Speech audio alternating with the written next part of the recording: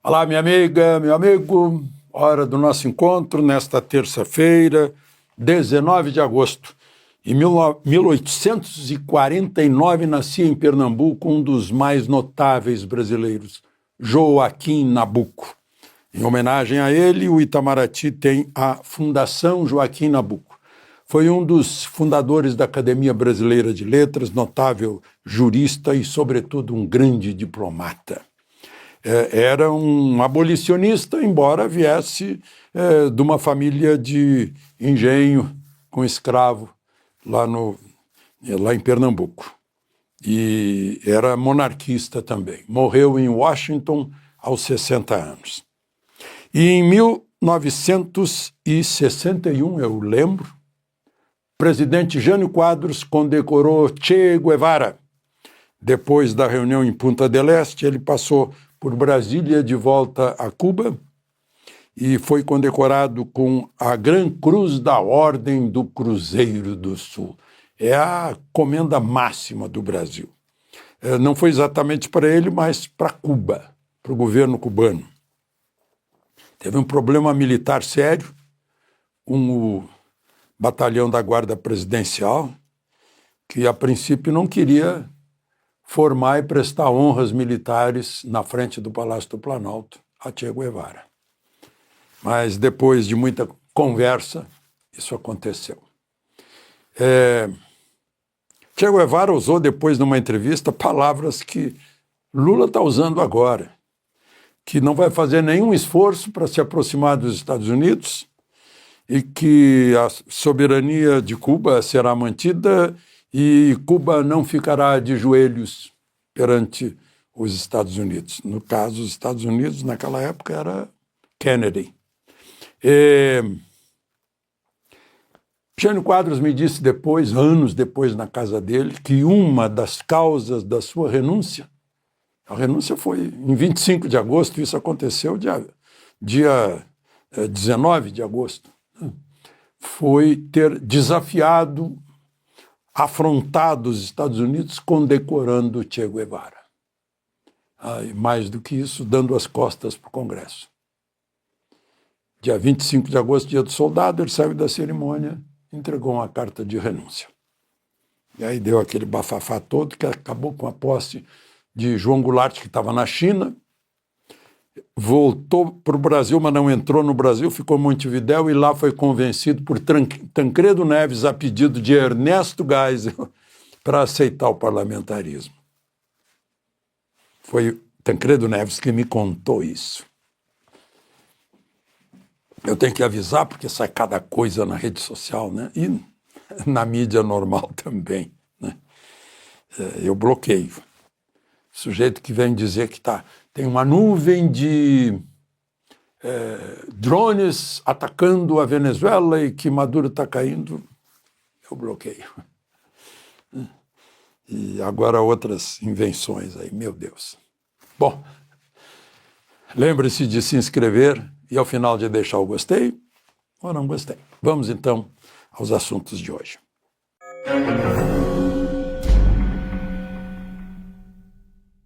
Bom, o primeiro assunto envolve esse neologismo. Olha, eu posso chamar melhor de modismo. Adultização. Eu fui procurar lá no Webster para ver se tinha origem no inglês, tampouco. Inventaram agora a palavra e está lá num projeto de lei de adultização. Não precisa projeto de lei para isso, está no Código Penal há muito tempo. Gente, isso está acontecendo há muito tempo na nossa cara.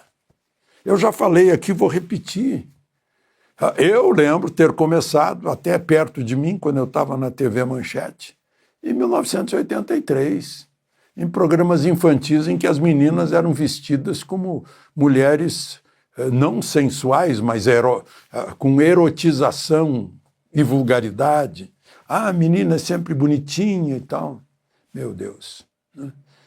Foi aí que eu contei que minha mulher se surpreendeu lá em Bilbao quando viu essas menininhas aqui na praça, interessante. Elas estão vestidas de menininhas, é por isso. Elas não estão vestidas como no Brasil, né, de mulheres sensuais. Isso vem de longe, essa nojeira, né, de querer amadurecer rapidamente as crianças que perdem a infância. Depois chegam aos 40 anos de idade, verificam que não tiveram infância, aí ficam infantilizadas, querendo fazer coisa de criancinha, né? Bom, tinha que falar nisso para desabafar de ver essas coisas ridículas. Adultização. Eu gostaria que alguém definisse o verbete antes que ele entre para o dicionário brasileiro. Bom, gente, Dino, e teve gente interpretando, Dino voltou atrás. Não, Dino está no mesmo lugar e está no lugar certo. Ele não está dizendo nada além do óbvio. Leis estrangeiras não valem no Brasil, nunca valeram, nem vão valer, não valem. Leis brasileiras são feitas para defender os direitos dos brasileiros, né? Tratados, acordos internacionais, né, são para valerem no Brasil, tem que passar pelo Senado. E, se for o caso, passar pela verificação pelo Supremo se são constitucionais, se encontram um abrigo na Constituição brasileira. Isso é óbvio. Eu não sei por que estão se surpreendendo com isso. Ele está dizendo o óbvio. Lei americana vale para os americanos. Lei brasileira vale para os brasileiros. Vamos dar um exemplo, né? O Banco do Brasil que paga o contra-cheque do ministro atingido pela lei Magnitsky. Ele continua mantendo a conta do ministro. O governo americano não pode fazer nada aqui no Brasil. Mas lá ele faz. O Banco do Brasil tem filial dos Estados Unidos? Tem. Tem ações na Bolsa de Nova York? Tem. Tem contratos com os americanos? Tem. Tem recebimento de serviços digitais, de satélite, para funcionar como banco? Tem. Então, isso está na soberania deles e não na nossa, né? Por causa disso, as ações do Banco do Brasil caíram 6% hoje. Dos bancos em geral caíram também, na suposição de que os bancos brasileiros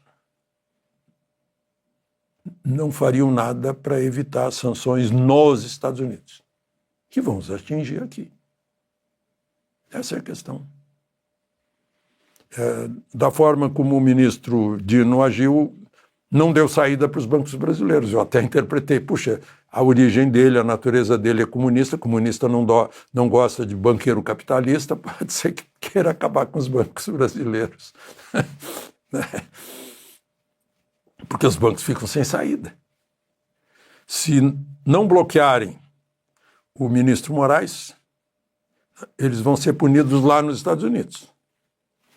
Se bloquearem, se não bloquearem, e se bloquearem aqui, o ministro Dino promete sanções aqui. Vamos fazer o quê? Não. Há daí a força dessa lei Magnitsky, que eles chamam de global, né? Porque o pessoal depende dos Estados Unidos. Eu disse, ok, aqui a sua filial não funciona mais, aqui suas ações não circulam mais, daqui não vai sair o sinal de satélite para você fazer transferência bancária. Essa é a questão. Falei em Dino, né? Eu estava vendo no jornal os ambientalistas brasileiros aqui. Os Estados Unidos podem punir o Brasil se não seguir, se não respeitar o meio ambiente. Uai, pode. Mas há pouco eles próprios diziam que não pode, na sua ideologia.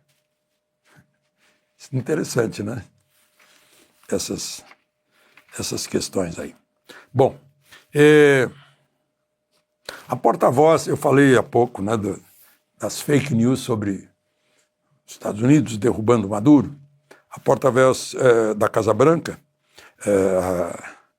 a Carol Leavitt, disse que o regime de Maduro não é o governo legítimo da Venezuela, é um cartel de narcoterrorismo.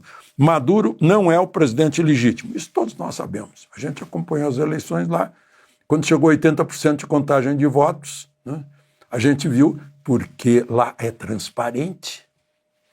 A oposição estava acompanhando, viu que o candidato à oposição, o embaixador, Edmundo Gonçalves, estava ganhando longe, né? Aí o Maduro cortou tudo. Daqui para frente não se conta mais, acabou a eleição. Ele deu um golpe dentro da contagem de eleição e o Brasil ficou quieto. O Brasil foi lá para Granada para fazer aquela reunião, acho que foi Granada, para mostrar a lisura da eleição. Foi pura propaganda, só para parecer coisa de navio escravo, só para inglês ver.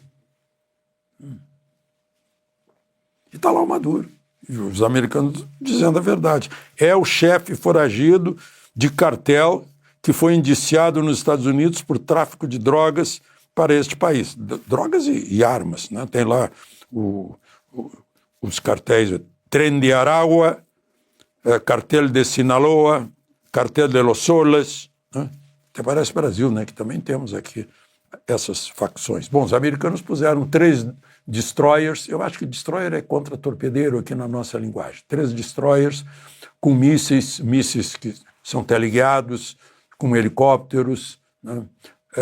3. Estão lá nas águas do Caribe, o Mare Nostrum, né? Estão ali perto da Venezuela. É como um aviso, né? Olha, não mandem mais droga para cá, né? Essa é a questão. E, bom, então é isso. Eu já fui longe. Depois a gente fala mais na próxima conversa, que vai ser a de rádio, para 210 emissoras de rádio. Agora mais, porque agora vamos entrar numa rede de Minas. De Brasília, Alexandre Garcia.